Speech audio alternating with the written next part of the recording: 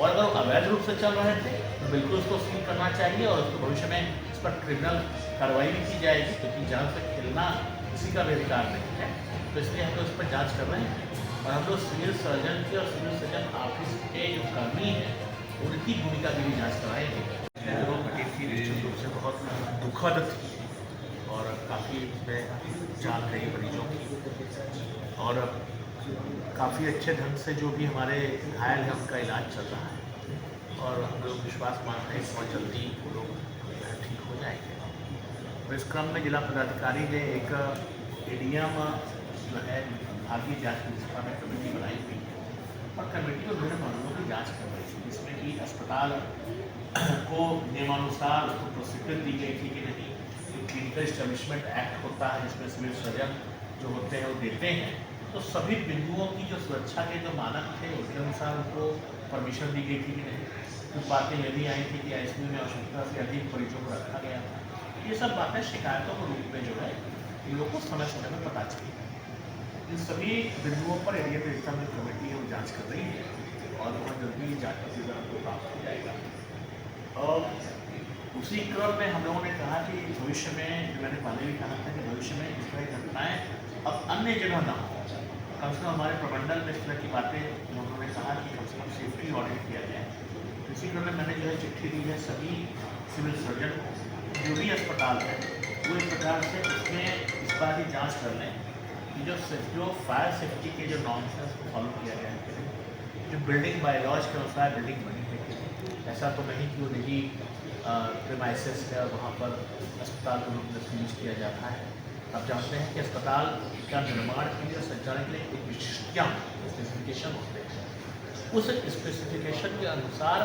वो अस्पताल बना है कि नहीं, इस पर हम लोग जाँच कर रहे हैं।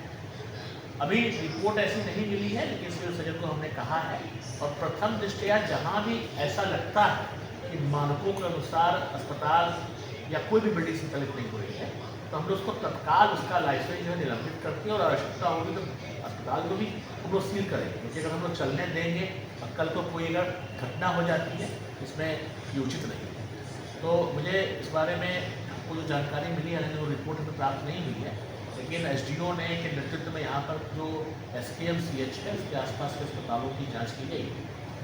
और 12-13 अस्पतालों को सील भी किया गया निश्चित रूप से। और इसमें सिविल सर्जन की और उनकी टीम की भी भूमिका की हम लोग जाँच कराएंगे कि किन परिस्थितियों में अगर उन्होंने जो है इसके लाइसेंस दिया है, उनको संचालन की अनुमति दिया है तो नहीं देना चाहिए, और अगर वो अवैध रूप से चल रहे थे तो बिल्कुल उसको सील करना चाहिए और उसको भविष्य में इस पर क्रिमिनल कार्रवाई भी की जाएगी, क्योंकि जान से खेलना किसी का भी अधिकार नहीं है। तो इसलिए हम लोग इस पर जाँच कर रहे हैं और हम लोग सिविल सर्जन की और सिविल सर्जन ऑफिस के जो कर्मी हैं उनकी भूमिका की भी जाँच कराएंगे कि किन परिस्थितियों में इस प्रकार के अस्पतालों को संचालित करने की अनुमति दी जा सकती है। आप यह भी जानते हैं कि सिविल सर्जन के पास एक बहुत बड़ा तंत्र होता है जो समय समय पर इसकी जाँच करना चाहिए था। किसी को भी स्वीकृत मान दे दिया गया, उसको लाइसेंस दे दिया गया, आपने NOC दे दिया, 1 साल के बाद वो NOC के लिए आता है तो समय समय पर इसकी जाँच करनी चाहिए थी। और केवल सिविल सर्जन ही नहीं, जो अग्निशमन विभाग के पदाधिकारी हैं उनको भी ये देखना चाहिए था कि जिन मानकों पर, देखिए कागज पे हिसाब से तो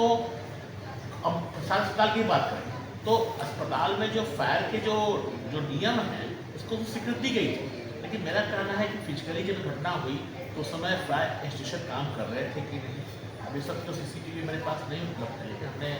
जो जाँच कमेटी है उसको कहा है कि हम सब बिंदुओं की भी जाँच करें कि घटना होने के बाद आग तो लग गई, आग को बुझाने के लिए क्या क्या प्रयास किए गए थे, या जो मरीज हैं उनको बाहर निकालने के लिए क्या क्या प्रयास किए गए थे। एक चीज़ और मैं बताऊँ कि हम लोग ये भी प्रयास कर रहे हैं, जैसे आप देखेंगे SKMCH में या जो अभी कैंसर इंस्टीट्यूट है यहाँ पे बगल में, जो उसके बगल में उसमें रैम्प बना, तो रैम्प भी होना चाहिए। मुझे जानकारी इस बात की नहीं है कि बिल्डिंग बायलॉज में जो अस्पतालों को खोलने के लिए रैम्प की आवश्यकता होती है कि नहीं, लेकिन एक स्वाभाविक प्रश्न है कि अगर मान लीजिए कि 5वीं मंजिल पर या किसी भी मंजिल पर ICU रखा गया है और आप जानते हैं कि ICU में मरीज होते हैं ऑब्वियस बीमार होते हैं तभी उनको ICU में रखा जाता है, बेड रिडन होते हैं, कई मरीज तो नहीं चल सकते बिना किसी सहयोगी के, तो ऐसे के साथ उनको स्ट्रेचर से ही बाहर करना पड़ेगा। अब जब लिफ्ट काम नहीं करेगी, आप जानते हैं शॉर्ट सर्किट होगा, लिफ्ट काम करेगी नहीं, वैसे भी लिफ्ट में जाना ठीक नहीं रहता, सुझाव भी दिया जाता। तो ऐसी दशा में वो रैंप नहीं था, तो अगर रैंप रहता तो हम मरीजों को जल्दी निकाल सकते। तो हम ये भी देखेंगे, मैंने कहा कि इसकी जानकारी नहीं है, हमने नगर आयुक्त से मैंने कहा है कि आप ये भी देखिए कि अस्पतालों के संचालन में रैंप का क्या नियम है। और मुझे ऐसा सामान्य बुद्धि से लगता है कि जो मल्टी स्टोरी हॉस्पिटल्स हैं इसमें रैंप जरूर होना चाहिए। देखिए सरकारी अस्पताल में जानता हूँ, आप एम्स में जाकर देखिएगा रैंप बना हुआ है, PMCH में मैंने देखा है बना हुआ है, SKMCH में बना हुआ है, टाटा का जो यहाँ पर कैंसर हॉस्पिटल है वहाँ बना हुआ है। तो मुझे लगता है रैंप की आवश्यकता बहुत जरूरी है। और अगर मैं इसलिए बता रहा हूँ अगर नहीं भी होगा तो मैं अनुरोध करूँगा डिपार्टमेंट से, बिल्डिंग डिपार्टमेंट से, कि अब कम से कम जो अस्पताल हैं, जो मल्टी स्टोरी हॉस्पिटल्स हैं, उसको संचालन की अनुमति तभी दी जाए जब वहाँ पे रैंप। दूसरी बात बिजली का भी, अब चूँकि आप जानते हैं कि फायर का तो है, बिजली के नाम से भी हमें जाँच करनी पड़ेगी। जो हमारा डिपार्टमेंट है, आप जानते हैं कि MCB का ही होता है, अगर लोड ज़्यादा ले लेगा, गर्मी है, शॉर्ट सर्किट होता है, तो बिजली में जो लोड होता है तो प्रॉपर MCB लगा था कि नहीं, MCB लगा था, तार उतनी मोटाई का था कि नहीं, ज़्यादा पावर की ज़्यादा मोटा तार चाहिए,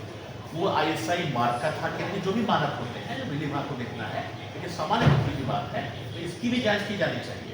जो फायर तो अलग इशू है, उसके जो इलेक्ट्रिकल फिटिंग्स का, जैसे आप देखेंगे कि अभी हम लोग क्या जो मेला लगता है सावन का, तो जिलाधिकारी लोग जो है बिजली का जो फिटिंग है उसका एक सर्टिफिकेट लेते हैं बिजली डिपार्टमेंट से कि भाई बिजली सही से है कि नहीं, उसके तार सही से है कि नहीं, फिर सही से लगाए। तो बिजली डिपार्टमेंट तो डिपार्टमेंट को भी देखना हम लोग देखेंगे, भविष्य से करता ना। एक अहम सवाल है सर कि रिहायशी इलाके में शहरी क्षेत्र का बहुत सारा ऐसा मामला है, विधानसभा की बात करें, विधानसभा पहले रिहायशी इलाका होता था, अब मेडिकल मंडी बन गया, तो वहाँ पर हॉस्पिटल है, तो वहाँ पर फायर वगैरह की जाने की व्यवस्था रहनी चाहिए प्रॉपर। सर केजरीवाल अस्पताल छोड़ के कोई अस्पताल ऐसा नहीं है जिसमें सीधी वो एस्केलेटर लगा हो जिससे स्ट्रेचर पर मैंने यही बात अभी कहा कि रैंप की गुजात हो रहे हैं, इसकी आवश्यकता बिल्डिंग वाला को देखना पड़ेगा। सामान्य बुद्धि की बात है कि भाई जो मल्टी स्टोरी है भाई स्ट्रेचर कैसे लगेगी, है ना। दूसरी बात जो आपने कहा कि जो भी आप यहाँ पर जो नए मेडिकल की शॉप्स आ गए हैं या वहाँ नए विस्तार हो गए हैं, इसमें भी हम लोग ये देखेंगे कि भाई जहाँ पर डिजिग्नेटेड हो, मान लीजिए कि अस्पताल है तो वहाँ पर आग लग रही है तो फायर ब्रिगेड जो आपने कहा ठीक कहा, फायर ब्रिगेड को पहुँचने का रास्ता होना चाहिए। नियम यह भी कहता है कि जो फायर सेफ्टी नॉर्म्स होते हैं उसमें टंकी भी होती है, एक टंकी अंडरग्राउंड होती है, ऊपर होती है, ताकि आवश्यकता अनुसार पानी को चढ़ा सके। तो इन सब बिंदुओं पर हमें देखना ही है। एक कुल मिलाकर के भविष्य में कोई घटनाएं न हो, इसलिए बिल्डिंग बायलॉज का अच्छा पालन करने के लिए हम लोग निर्देश दिया है। और यह निर्देश केवल अस्पताल में ही नहीं है, जो आपके यहाँ जो भी मल्टी स्टोरी बिल्डिंग्स हैं या अगर सिंगल स्टोरी भी है जहाँ पर स्कूल ही है मान लीजिए, तो फायर सेफ्टी की चीज़ें हैं कि नहीं, वहाँ पर जो है एग्जिट प्रॉपर है कि नहीं, वेंटिलेशन प्रॉपर है कि नहीं। मॉल्स को भी हमने कहा है जांच करिए, ऐसा तो नहीं कि मॉल्स यहाँ पे जो बने, मॉल मतलब कोई भी कमर्शियल कॉम्प्लेक्स जो है वो नियमानुसार बना है, तो नगर आयुक्त को हमने कहा है कि एक बार जाँच करा लें, ऐसा न हो कि भविष्य में इस प्रकार की चीज़ों को हमें 100% रोकना पड़ेगा। और जो दुर्घटनाएँ होती हैं वो हमें एक प्रकार से शिक्षा भी देती हैं, सीख भी देती है। अद्यप ये बहुत ही दुखद घटना है, हम लोग को इससे सीख लेनी चाहिए कि भविष्य में कम से कम आने वाली पीढ़ियों को हम लोग इससे बचा सकें, उस पर हम लोग काम कर रहे हैं। इसीलिए अस्पतालों पर भी हमने कहा है काम करने को, हमने स्कूलों पर भी कहा है कि बहुत सारे बच्चे रहते हैं, बहुत सारे विद्यालय आप देखेंगे मल्टी स्टोरी है, 2 मंजिला भी है, 3 मंजिला भी है। इसके साथ साथ हमने कहा है जो शॉपिंग कॉम्प्लेक्स हैं, ऊंचे शॉपिंग कॉम्प्लेक्स हैं, उसको भी एक बार सेफ्टी ऑडिट फायर का करवा लीजिए। और केवल फायर का ही नहीं, आप ये भी देख लीजिए कि वहाँ पर प्रॉपर तरीके से एग्जिट है कि नहीं, इमरजेंसी सीढ़ियाँ हैं कि नहीं, फायर के जो इंस्ट्रूमेंट हैं रखे गए हैं कि नहीं, बिजली की भी सेफ्टी, क्योंकि देखिए पहले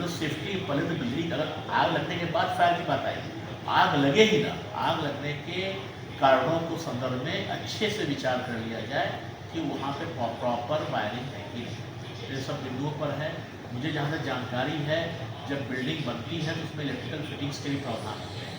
तो इसके बारे में भी हम लोग को देखना पड़ेगा जो प्रावधान वहाँ पे सही ढंग से है कि नहीं। और ऐसी इमारतें जो बिना किसी नक्शा पास कराए नियमानुसार नहीं बनी है, उस पर जो भी बिल्डिंग बायलॉज में जो भी उसके प्रावधान होंगे उस पर हम लोग काम करेंगे।